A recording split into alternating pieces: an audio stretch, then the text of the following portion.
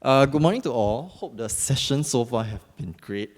I know today this is not an 𝗪𝘰𝘀 or 𝗪𝘃𝘀𝗀's concert, but I think we do hope you all will have an equally good time at the end of the day when you leave. Okay, let me not waste any more time. So for today, I'm going to do a very quick review on the bonds market in Singapore corporate bonds for the first half of 2023, followed by an outlook coming in for second half of 2023. Lastly, I'll close out on some suitable bond recommendations on bonds based on the current economic environment. First up, for the majority here, when it comes to fixed income, I think the first thing that will probably come to your mind is the Singapore Treasury bills. As the interest rates rose significantly in 2022, the popularity of T-bills undeniably grew at the same time. You've probably seen so much of it coming out of the media, Straits Times, Business Times. So actually for T-bills, we have been seeing the yields seeing a divergence in the direction as compared to the Fed funds rate in the US, which, as we know, we just recently saw the Federal Reserve taking a pause on the rate hikes in June. As you may observe from the graph, despite the rate hikes happening in 2023, after the T-bills have hit their peak in late 2022, yields on the Singapore T-bills have gradually been coming down to this current range of between 3.8 to 4.0% in 2023. And this is happening despite the yields on the US Treasury. They are still continuing to rise, especially across April and May, where you guys probably will have realized, because of particularly more rate hikes, banking crisis, and also the ongoing US debt crisis, US debt ceiling crisis at that point of time. Ultimately, the situation isn't also surprising, which is simply due to the stable monetary environment we have in Singapore. If anything, the banking crisis probably highlighted the strength and the stability of Singapore's monetary environment even more so.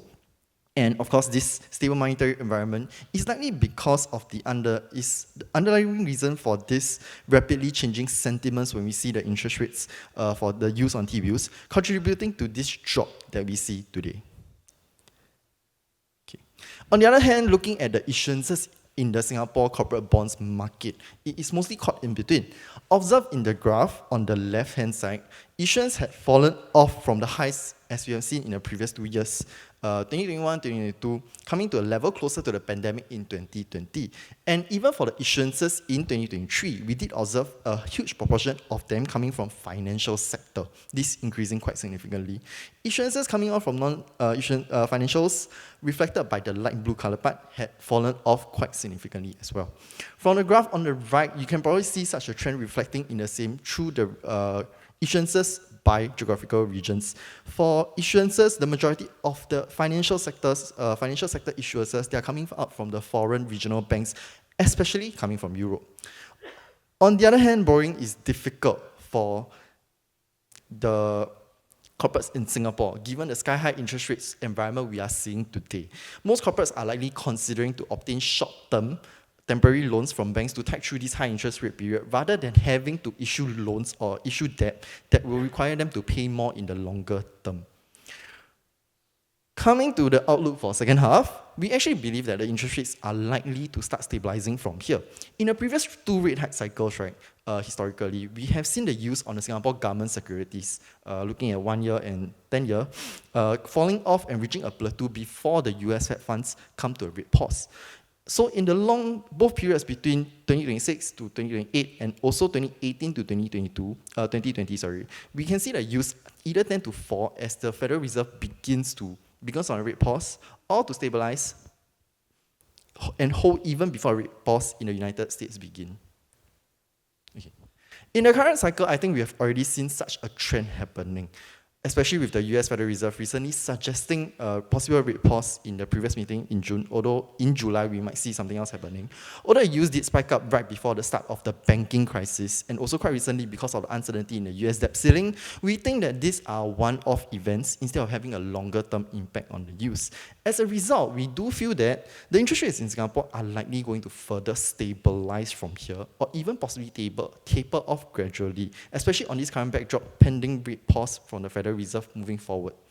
And of course, a question that usually comes up when we are looking at short-term yields on T-bills and also the long-term yields on the Singapore government bonds is that, is it possible for us to see the yields to break past the peak that we have seen before? If you look into the past data, we can observe similar movement trend between the inflation in US and also our 10-year Singapore government securities. The rise in the Fed funds rate and therefore interest rates was undeniably due to the high inflation that was happening across the globe in 2022. For Singapore, our situation is quite unique in the sense that the Monetary Authority of Singapore, MAS, our government body for money, it actually manages our monetary policy through currency exchange rather than through interest rate that is more commonly seen in other countries. So as a result, we are mostly an interest rate taker, where our interest rate environment is mainly determined by external factors. For us to look at yields higher than previously, while we do believe that inflation is potentially staying higher for longer, we will need inflation to spike up levels beyond the peak, which means that inflation in the US needs to spike back up to more than 9% for that to happen. In the current environment, while we still do see inflation in the US above the Federal Reserve target of 2%, we do think that the monetary policy in place has been taking effect thus far. As such, given the current outlook for the next half of 2023, we don't think this situation is likely, which means inflation breaking past the peak. Now, with lesser expectations for the interest rates to rise moving ahead, it is likely going to be a good time for the Singapore corporates to actually start raising funds through the issuance of debt again. The environment should make it much easier for them to consider the issuance of debt, especially after a very difficult first half of the year where they had to take a long hiatus and the rates continue to be historical high. Moving ahead into the second half of 2023, we do think that more corporate issuances are likely going to come out from different issuers, especially not just coming out from financials. So investors like yourself are going to have more opportunities to choose from. Given the current economic outlook, we still do prefer investment-grade issuers, especially with the possibility of recession increasing every moment. On the other hand, investors may want to look at adding duration to their portfolio, especially as we see the yield curve potentially coming flat with the stabilization of the longer-term yields. While we do expect more insurances coming out in the second half of 2023, it doesn't mean that there are no good options for now. So here we have shortlisted some of the bond options for your consideration. First up, we have OUE. I believe OUE is quite a known brand in Singapore, particularly with assets like OUE Downtown, OUE Bayfront, and they also manage the Hilton Orchard Singapore, which is the flagship Hilton brand across Asia Pacific. OUE has been moving past just real estate in the recent period, which it has endeavored into a variety of sectors: commercial, hospitality, retail, residential, and also healthcare. At the same time, OUE is also the manager of two REITs in Singapore. We have OUE Commercial REIT and also First REIT. The total asset under management is at 9.5 billion of assets across the whole of Asia, which the two REITs actually account for 7.8 billion of it. For the financial year ended 31st December 2022, or just call it fiscal year 2022 for short, the real estate segment continues to be the main driver for its business, bringing about 68% of the group's turnover, which is coming mainly from collectively under investment properties, hospitality, and also real estate development. For OUE, we believe the relaxation in the COVID-19 restrictions have been beneficial for its operations.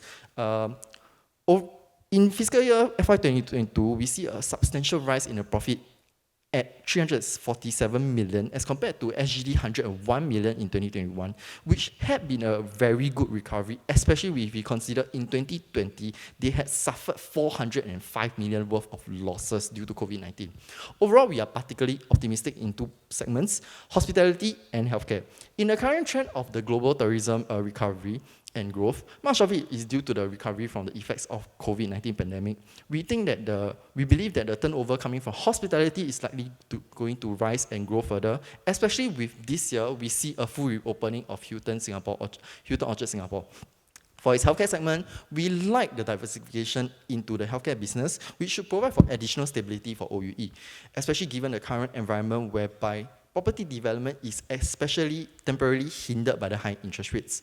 Coming to its credit profile, it remains generally decent with some limitations utilizing their cash, as their cash position is unlikely to fully cover for their short-term borrowings, but it is also likely for them to rely on further borrowings for them to refinance their ongoing debts. On the very bright side, we feel that OUE is unlikely to face problems getting additional loans, especially with further room ahead for them to tap on secured borrowings. Overall, its credit profile is likely to stay decent in the shorter term, especially with hospitality expected to continue outperforming in these recent years to provide that much needed cash flow. Across the fixed rate issuances we have by OUE and its related entities, we have a preference for OUE 3.5% given the higher yield to maturity at the maturity periods left. Given a relatively small issuances size of SGD 200 million, OUE is unlikely to face any issues trying to refinance or to reissue a new debt for this. In addition, with the maturity date in 2026, there is ample time for the policy rates to actually settle down and to stabilize. With US Federal Reserve, recently in June, they just paused the rate hike. We believe that OUE is likely going to be able to refinance at a lower cost given the current improvements we are seeing to its credit profile as it recovers from the COVID-19 pandemic. In this post-COVID era, we believe OUE has much further room for improvement, especially in an environment of recovering tourism. We are optimistic about its outlook in the upcoming years, but we also see a need for OUE to manage its capital more carefully in this high interest rates environment. In our view, this 3.5% OUE SP 3.5% will be optimal for investors looking for options in the short to medium term. Next issue we would like to highlight is ESR Group. For those who might be new to ESR, just a brief introduction. It is currently the APAC's largest real estate manager and also the third largest listed real estate investment manager globally. It taps into major APAC markets including China, Japan, South Korea, Australia, Singapore, India, and New Zealand. At the same time, it's also the largest sponsor and manager of REITs in APAC with a total AUM of USD 46 billion. Following the acquisition of ARA Asset Management, the combined ESR Group saw revenue growing by 128% to USD 821 million in FY 2022. Total AUM grew to USD 156 billion for 2022, and due to the higher AUM, management fee revenue increased by almost threefold to USD 713 million from the acquisition of ARA and also organic AUM growth. ESR experienced this strong growth due to continued demand for new economic properties, which this includes logistics, e-commerce, and data centers, properties which are deemed to be in a high growth stage. E-commerce and third-party logistics makes up 76% of the new leases they have signed in 2022. Based on McKinsey & Company, e-commerce in Southeast Asia is expected to grow at a CAGR of 22% from 2022 to 2026, while Prekin estimates that data centers will grow at a CAGR of 32% from 2022 to 2025 in Asia. Looking forward, we think that ESR is very well positioned in APAC for future growth as new economy segments will continue to thrive from this strong demand. In order to capture the high demand for logistics spaces, ESR has been expanding its developments. Due to low vacancy rates in its properties, ESR has been expanding its portfolio rapidly by developing new logistics and new economic properties. ESR maintains a very sound credit profile currently following the acquisition of ARA. In FY 2022, ESR had cash and cash equivalent of USD 1.8 billion, which is sufficient to cover its short-term borrowings of about 290.5 million. Gearing for the company is also relatively adequate, which is at 22.8%. One thing to note is actually the group's proportion of fixed rate borrowings. It currently stands at 15% for fixed rates, while 85% are on floating basis. Given a high interest rate environment, the group is likely to incur a higher interest cost. But we also do know that the weighted average interest rate is currently still manageable at 4.2%, while at the same time, its interest coverage paying ability, interest coverage ratio is still extremely strong at 4.8 times. This year, or rather last year, ESR Group actually has managed to achieve an investment grade rating of AA- from the Japan credit rating agency. It is rated top among the offshore real estate companies rated by JCR, the rating agency. And this will actually allow ESR to lower its interest costs and also potentially increase its tenor from the future yen-dominated borrowings it might get. Coming to the recommendations offerings, we have ESRK's 5.65% perpetual and also ESRK 5.1% bullet on our Bond Express platform, more than just on our platform itself. So these two are available on our Bond Express, which is one of our unique offerings for clients who are looking to find bite-sized bond issuances. This is exclusively available for accredited investors. We like the perp because of a low non-core risk, which has a high initial spread and also a step-up margin of 200 basis points. At the same time, for the bullet of 5.0%, it is 5.0% yield to maturity, it is quite hard to find issuances among the market, especially in the SGD space with such a relatively good credit rating. Overall, we find the growth prospects of ESR to be attractive, especially within this new economy segment that they are capitalizing on. The demand-supply imbalances for logistic properties will continue to fuel rental growth, and the large development workbook of ESR will provide new properties for ESR to actually channel into their various funds that they manage. The lack of supply will also ensure tenant stability in the longer run, and also a growing e-commerce space will continue to fuel the demand for logistics spaces.